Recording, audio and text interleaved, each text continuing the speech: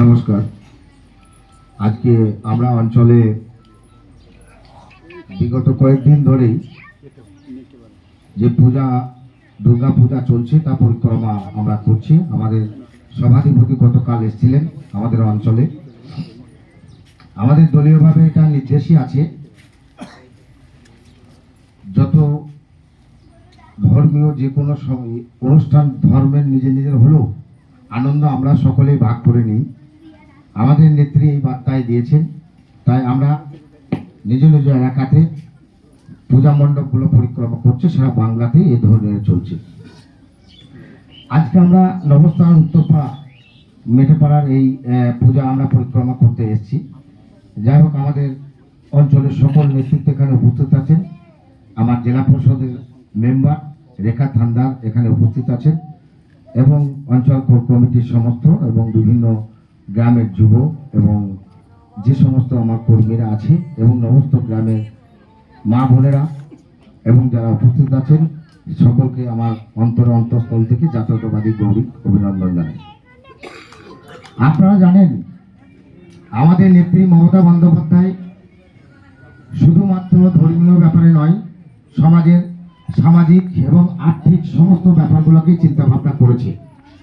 আপনারা লক্ষ্য করেছেন, আপনারা দেখেছেন লকডাউনের পরবর্তী যে সময় এসেছিল, কেন্দ্রে যে সরকার ছিল তারা প্রতিহিংসামূলকভাবে যুক্তরাষ্ট্র পরিকাঠামোকে আঙুল দেখিয়ে আমাদের 100 দিনের কাজের টাকা বন্ধ করে দিয়েছিল।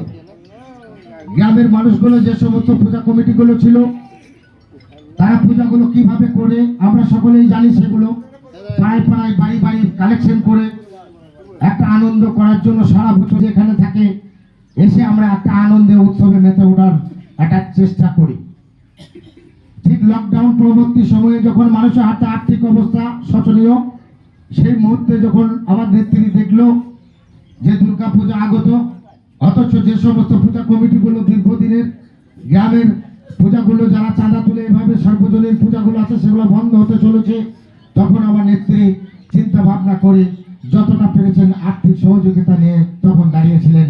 যেটা ছিল তৎকালীন যা ব্যয়বহুল ছিল, ঠিক সেইভাবেই ক্রমপর্যায়ে বছরে বছরে বাড়ানো হয়েছে। আপনারা দেখেছেন, আপনারা লক্ষ্য করেছেন কি এর আগে 21 সালে এবং 24 সালে যে ভোট হলো, সেই ভোটগুলোতে দেখবেন বিভিন্ন রাজ্য থেকে কিছু পরিযায়ী লোক এসেছিল, বিভিন্ন রকম জামা কাপড় পরে তার মানুষের কাছে বুঝিয়েছিল, বলেছিল এই যে লক্ষ্মী ভান্ডার দিচ্ছে, এই যে কন্যাশ্রী দিচ্ছে, এই যে দুর্গা ঠাকুরের সহায়তা দিচ্ছে, এগুলা 2-1 বছর ভোটের জন্য দিবে, তারপর আবার বন্ধ করে দেবে। আমরা সেই কথাটাই আজকে প্রমাণ করার জন্যই আপনাদের কাছে একটু বলার জন্য আমরা 2-10 মিনিট টাইম চেয়ে নিয়েছি। আমরা পূজা ঘুরছি, পূজা দেখছি, পূজা তালাতে গিয়ে আমরা দুর্গা মাকে নমস্কার করে সালাম জানিয়ে আমরা যখন আরেকটা পূজা মণ্ডপে যাচ্ছি, 2-4 জায়গায় 2-10টা লোক যখন থাকছে, আমরা তখন আমাদের এই সব কথাগুলো বলছি।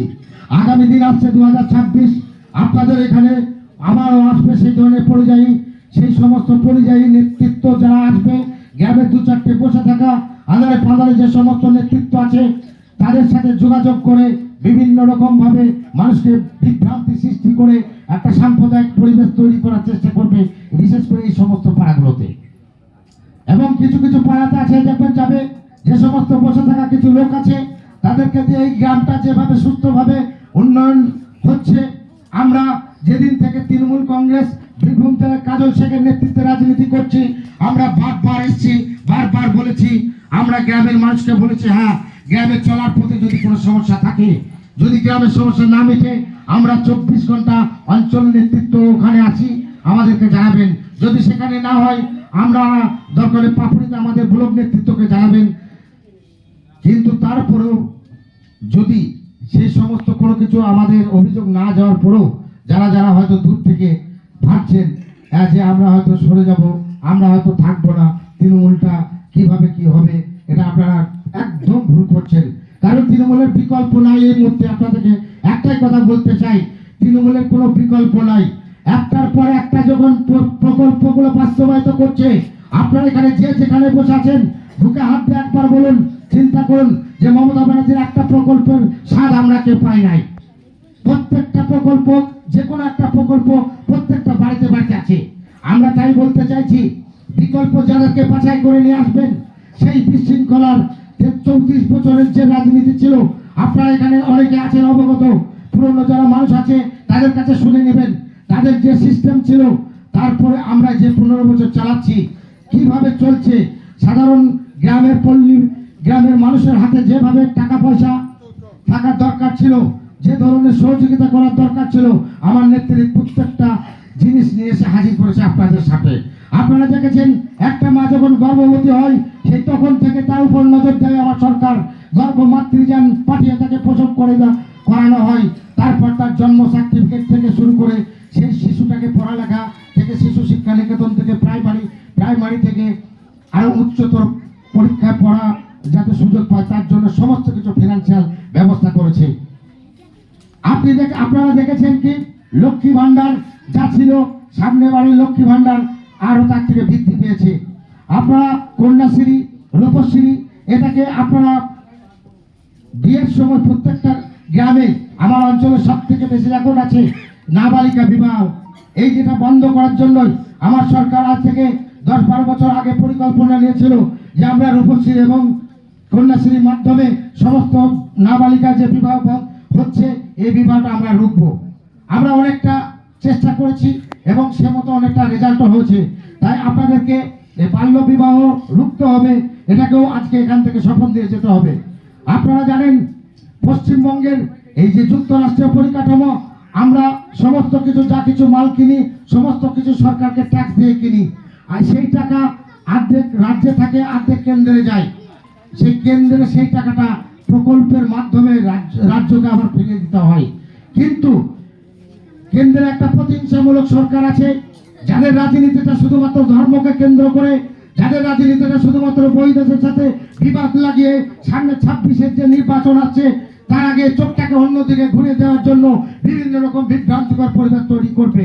আপনাদের কাছে এটা আবার অনুরোধ করে যায়, সোশ্যাল মিডিয়াতে আপনারা দেখবেন কিছু কিছু বিজেপির নেতা উঠছে, অতএব তারা নাম ধরে একটা জাতিকে গালিগালাজ দিচ্ছে যাতে পশ্চিমবঙ্গের মাটিটা অশান্তি হয়ে উঠুক, পশ্চিমবঙ্গে যে সুন্দরভাবে উন্নয়ন চলছে এই উন্নয়নটা স্তব্ধ হয়ে যাক। এটা চাইছে তারা কি যে মেয়েরা লক্ষ্মী ভান্ডারকে আধার করে ভালো আশ্বিন মাসের দিনে যাদের হাত খরচাকে সামনে রেখে যারা ধরে রাখতে চাইছে লক্ষ্মী ভান্ডারকে তাদেরকে সে বিভ্রান্ত করবে। বন্ধু, কোনো রকম বিভ্রান্তির দরকার নেই। তৃণমূল কংগ্রেস 95টা প্রকল্প দিয়েছে, প্রত্যেকটা প্রকল্প বাস্তবায়িত হয়েছে। সব থেকে বেশি যে সমস্ত প্রকল্পগুলো বাস্তবায়িত হয়েছে আপনারা জানেন স্বাস্থ্যসাথী, একটা কার্ডে এমন কোনো লোক নাই যে স্বাস্থ্যসাথী থেকে উপকার পায় নাই। 5 লাখ টাকা পর্যন্ত অপারেশন আজকে একটা গরিব মানুষ ভালো হাসপাতালে গিয়ে ভালো নার্সিংহোমে গিয়ে অপারেশন করার সুযোগটা পেয়েছে। কেন্দ্রের যেমন যুক্তরাষ্ট্রীয় পরিকাঠামো সরকার আছে, কেন্দ্রেরও কিছু কিছু দায়িত্ব থাকে। কেন্দ্রের দায়িত্ব কি? কেন্দ্র এসআইআর করবে। এসআইআরটা কি? 2002 সালে যারা ভোট দিয়েছিল তাদের বাড়ির লোকজনদের কোনো কাগজপত্র লাগবে না, কিন্তু যারা 2002 সালে ভোট তার লিস্টে যাদের নাম নেই তাদেরকে 11 দফা কাগজ জোগাড় করতে বলছে। আমাদের একটাই প্রশ্ন যে 2024 সালে যে লোকসভা ইলেকশনটা হলো সেখানে যে সরকারটা গঠিত হলো সেই সমস্ত যাদের নাগরিকত্ব থাকবে না তারাও তো ভোট দিয়েছিল। সেই যে এই চাল চতুরিগুলা ধর্মীয় ব্যাপারটা নিয়ে যখন আর পেরে উঠছে না, এইভাবে চাল চতুরি করছে আর বাংলায় তৃণমূল কংগ্রেসের নেত্রী উপরে বিভিন্ন রকম মিথ্যা অপবাদ দিচ্ছে। আর আপনারা লক্ষ্য করবেন আমাদের নেতা নেত্রীদেরকে ইডি সিবিআই দিয়ে ভয় দেখানো হচ্ছে।